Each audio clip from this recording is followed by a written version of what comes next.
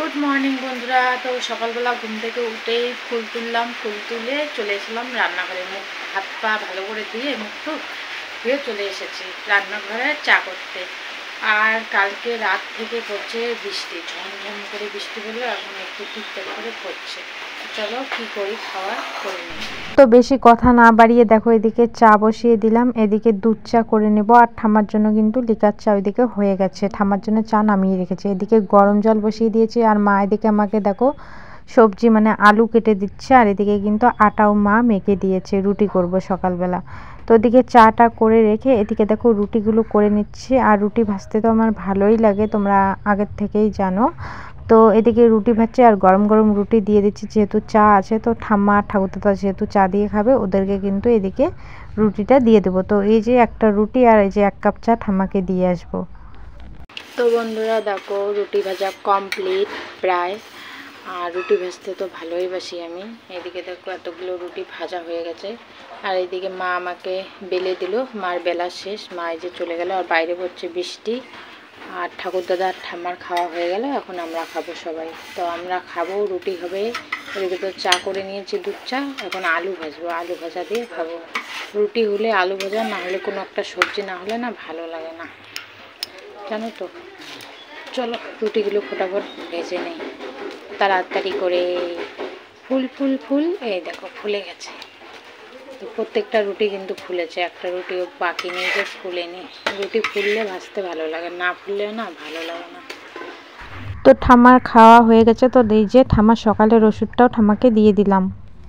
তো এইদিকে দেখো আলু ভাজাও কমপ্লিট। তো আলু ভাজা, রুটি আর চা খাওয়া হবে সকালবেলা। আর এখন বাবা মুখ ধুলে আমরা সবাই মিলে খাবো, বাবা, আমি, মা আর আমার 2 মেয়ে। আর আমার ভাই এখনও উঠেই নেই ঘুম থেকে। এখন 8:30 পার হয়ে গেছে, 8:45 কাছাকাছি বাজে। তো দেখো সবার জন্য খাবার বেড়ে নিলাম। এটা আমার বড় মেয়ের, এটা বাবার, আর এটা হচ্ছে আমার আর মার। আর ওইদিকে কি করেছে চলো দেখাই। তো দেখো গাইস, আমার মা কত সুন্দর করে বিছানাটাকে গুছিয়ে দিয়েছে, কিন্তু এটা আমাদের কাজে লাগবে না। কারণ এই যে এই কাঁথাটা হচ্ছে মোটা কাঁথা, এটা বৃষ্টি যেহেতু পড়ছে, এটাতে যদি একবার পেচ্ছাপ করে তাহলে শুকাবে না। পাতলা পাতলা কাঁথা আছে, ওগুলো পেরে আমাকে মেয়েকে ঘুম পাঠাতে হবে। তো এই কাঁথাটা তুলতে হবে। আর আমাদের এই যে শীতানটা এইদিকে আছে, শীতানটা এই যে জানলার এইদিকে করে মেয়েকে ঘুম পাঠাতে হবে। তো চলো বিছানাটাকে আমি এইদিকে ঘুরিয়ে নিই। তো এই যে হচ্ছে বড় মেয়ে, দেখো কেরমা দেখলে এইরকম করে দেখো। তো বৃষ্টি পড়ছে না, ঠান্ডা ঠান্ডা, তার জন্য ওকে ফুল প্যান্ট ফুল জামা পরে দিয়েছে। আর এই যে নাড়াইয়া মাতা, নাড়িয়া মাতা, নেড়া নেড়া করে দেওয়া হয়েছে, নেড়া করে দেওয়া হয়েছে। তো বন্ধুরা ছোটো মেয়েকে ঘুম পাঠিয়ে দিয়ে দেখো চান ধান করে চলে আসলাম তোমাদের সামনে। তো আজকে হচ্ছে বৃহস্পতিবার, বৃহস্পতিবারে পুজো দিব। প্রথমে তো মাই দিতে চাইলো, কিন্তু এখন মা দেবে না, আমি দেবো। আর মা দুপুরবেলা রান্না করবে। তো দেখো আজকে যেহেতু বৃহস্পতিবার, একটা শাড়ি পরে নিয়েছি লক্ষ্মী বউয়ের মতো। তো চলো এখন লক্ষ্মী বউয়ের মতো পুজোটাও ভালো করে দিয়ে নেই, তারপরে আসি।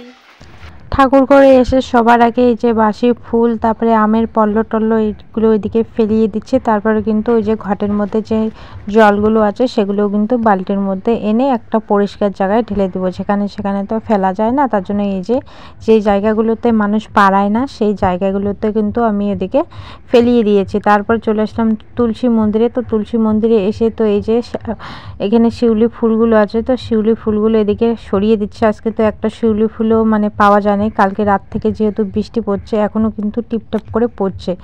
তো শিউলি ফুল যেহেতু মাটিতে পড়ে, তার জন্য কাঁধা দিয়ে একদম মানে লেতিয়ে গেছে। এগুলো ফুল তো আর নেওয়া যাবে না।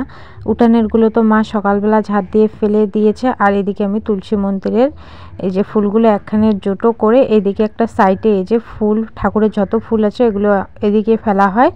তখন বেশি হয়ে যায়, তখন মা আবার তুলে ওইদিকে ওই যে মাঠের মধ্যে ফেলে দেয়। আর দেখো এই জায়গাটা যেহেতু নিচু, এই জায়গাটাতে না প্রচুর জল জমে যায়, মানে একটু বৃষ্টি হলে এখানে জল আসে। তারপরে তুলসী মন্দিরটা ওইদিকে লেপা মুছা করে চলে আসলাম এই যে ঠাকুরের যত বাসন আছে বাসনগুলো মাজতে। তো বাসনগুলো মাজা হয়ে গেছে। আর এদিকে দেখো এই যে সমস্ত ঘট বের করে নিয়ে এসেছি।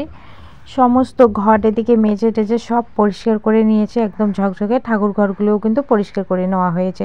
তারপরে সমস্ত ঘটের মধ্যে সিঁদুরের ফোঁটা দিয়ে দিলাম। দেওয়ার পরে এই যে এখন ঘটের মধ্যে জল দিয়ে দিচ্ছে।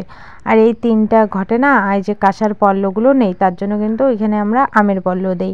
আর এই যে 3টা ঘটে এই যে কাঁসার আমের পল্ল আছে। তো মা আমাকে আমের পল্ল নিয়ে এসে দিয়েছে, তো আমি এদিকে আমের পল্লগুলোকে ধুয়ে সিঁদুর দিয়ে দিলাম। তারপরে এই যে মা লক্ষ্মীর এই যে ফটোটাতে 5টা ফোঁটা দিয়ে দিলাম, তারপরে কপালে ফোঁটা দিয়ে দিলাম। আর আজকে যেহেতু নিয়াস পাত পাওয়া যায়নি, তার জন্য কিন্তু এমনিতেই কলার পাতার মধ্যে এই যে ধান ধুপ্প দিয়ে এই যে সুন্দর করে এখন ঘরটাকে এদিকে বসিয়ে দিলাম।